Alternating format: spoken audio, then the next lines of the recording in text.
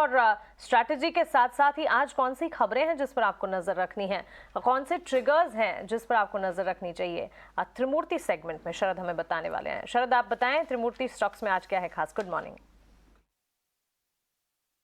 जी बिल्कुल, सबसे पहले फोकस में रहने वाला अजंता फार्मा, और यहाँ पे जो है सोर्सेस कह रहे हैं कि प्रमोटर लगभग 4.5% स्टेक, जिसका वैल्यू 650 करोड़ का आता है, वो बेचने वाले हैं। और ये जो है इंस्टीट्यूशनल इन्वेस्टर्स को जो है ऑफर किया जाएगा। ये ऑफर प्राइस 1113 रुपीज़ से लेकर 1172 रुपीज़ पर शेयर है, जहाँ पे डिस्काउंट 5% तक का मिल सकता है करंट मार्केट प्राइस में। प्रमोटर का स्टेक लगभग 70% कंपनी में है। दूसरा स्टॉक फोकस में रहने वाला है बंधन बैंक, और यहाँ पे उनको जो है बाइंडिंग ऑफर आया है एक एसेट कंस्ट्रक्शन कंपनी से लगभग 801 करोड़ रुपए का, जहां पे उन्होंने जो स्ट्रेस्ड एसेट्स है उसकी सेल किए हैं, और लगभग उसका जो अमाउंट है लगभग 8,900 करोड़ का है। जेफरीज का मानना है कि ये एक पॉजिटिव रिकवरी इवेंट है, और ये दूसरा रिकवरी इवेंट है जो लास्ट टाइम 920 करोड़ का रिकवरी देखने मिला था। इसके कारण जो है आपके एसेट क्वालिटी में इंप्रूवमेंट आएगा, और वैल्यूएशंस भी अट्रैक्टिव लग रहे हैं, ऑलमोस्ट 1.8 टाइम्स FY24 की adjusted price to book value ratio में। और याद रखिए स्टॉक में जो है उतनी कैचअप नहीं देखने मिले जिस तरह PSU बैंक्स में रैली देखने मिला है। तीसरा स्टॉक फोकस में रहेगा REC, और यहाँ पे क्रिसफोर्ड के जो ग्रीड एंड फियर इंडेक्स है, यहाँ पे इंडिया के जो लॉन्ग ओनली इक्विटी पोर्टफोलियो, यहाँ पे वो शामिल होने वाले REC का इंडक्शन होगा, जहाँ पे 4% वेटिंग रहने वाला है। लेकिन इसके जो पेमेंट होने वाली है उसके कारण जो बाकी अन्य उनके स्टॉक्स हैं वहाँ पे 1% का वेटिंग जो है घटने वाला है। और वो 4 बड़े दिग्गज नाम है, पहला है HDFC बैंक, दूसरा है बजाज फाइनेंस, तीसरा ICICI प्रू, और आखिर में है ICICI लोम्बार्ड। ठीक है, ICICI Lombard, HDFC bank, Bajaj finance का वेटेज कम किया, REC का वेटेज बढ़ाया।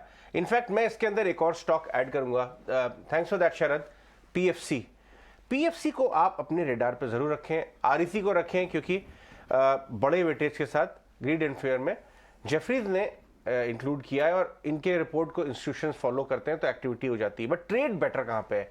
REC का कजन है PFC, और ये आ रही है बात कि ये जो इलेक्ट्रिसिटी की नई एक्ट है, इसमें जो प्रोविजंस हैं और सरकार इसमें रिफॉर्म कर रही है, उसका इम्पैक्ट बहुत सारे पावर फाइनेंसियर्स को भी होगा।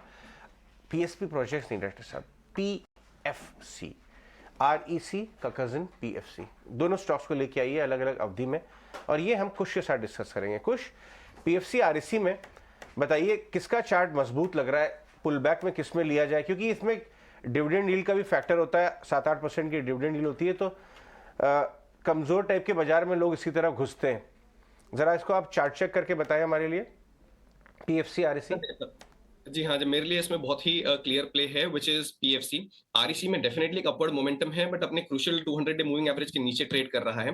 PFC on the other hand has been trading comfortably above its all its averages, बहुत ही स्ट्रॉन्ग रन अप आया था, एंड मैं कह सकता हूँ कि बड़ा टाइमली डिप आया है इसमें मार्केट के फॉल के साथ, जहां पे एक अच्छी बाइंग अपॉर्चुनिटी क्रिएट हो रही है। तो मेरे लिए PFC definitely will rate over REC। यहाँ पे मैं एंट्री लूंगा तो मेरा 134 का जो लेवल है ये स्टॉप लॉस बन के रहेगा। पहला टारगेट मेरे लिए यहाँ पे 141, और दूसरा टारगेट जो उसने रीसेंट हाई बनाया which is 147। So PFC definitely looks stronger.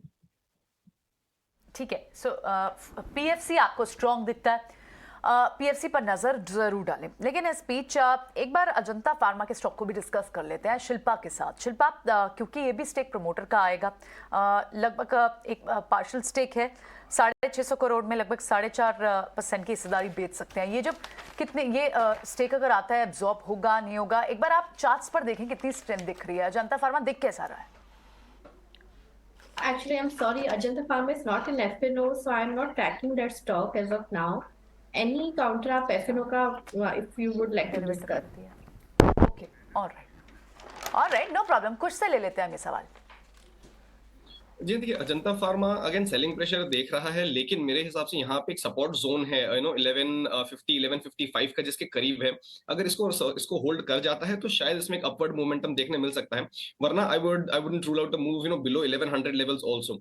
तो क्रूशियल जंक्चर पे है, सपोर्ट से बहुत ज्यादा दूर नहीं है। सो 1150 1155 के जो जोन्स है यहाँ पे मैं अपना स्टॉप लॉस बना के रखूंगा अगर एग्जिस्टिंग पोजीशन है तो। नई बाइंग की सलाह मैं यहाँ पे फिलहाल नहीं दूंगा। ठीक है, चलिए, तो न्यू बाइंग से इस वक्त दूर रहने की राय अजंता फार्मा पर। लेकिन साथ ही कुछ बंधन बैंक पर भी एक बार आप अपनी राय दीजिए, क्योंकि अन्य बैंक्स के मुकाबले इनके पेयर्स से कंपेयर करें तो ये स्टॉक इतना नहीं चला है। और अब ताज़ा खबर आई है कि एआरसी से 800 करोड़ की बाइंडिंग बिड इन्हें मिली है और इस पर जेफरीज की एक पॉजिटिव आउटलुक की रिपोर्ट भी है कि राइट ऑफ किए गए लोन के लिए बोली जो है वो काफ़ी पॉजिटिव साबित होगी और असेट क्वालिटी में आगे सुधार भी नजर आ सकता है। टेक्निकल चार्ट्स अगर देखेंगे पिछले एक महीने में मजबूती तो है, लेकिन प्योर कंपैरिजन में इतनी मजबूती नहीं दिखी है। क्या यहां से चार्ट स्ट्रॉन्ग नजर आ रहे हैं आपको? जी हाँ मानसी, यू आर राइट। अगर हम इसको करीब एक महीने की अवधि के हिसाब से देखें तो इसमें एक अच्छा खासा अप मूव देखने मिला है। लेकिन मैं इसको थोड़ा सा अगर पीछे लेके चले जाऊँ से अबाउट 6 मंथ्स और सो, तो कंटिन्यूअसली लोअर हाइस का पैटर्न बना रहा है। अभी जो इसने रिसेंट हाइस बनाए उसमें अपने क्रूशियल एवरेजेस के ऊपर ट्रेड किया, लेकिन सस्टेन नहीं कर पा रहा है। तो मेरे लिए ये फिलहाल वेट एंड वॉच रहेगा। एक गैप रेजिस्टेंस है 260 265 के जो जोन है इसके आसपास।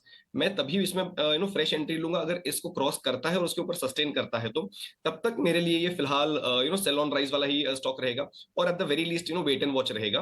Fresh buying only above 265।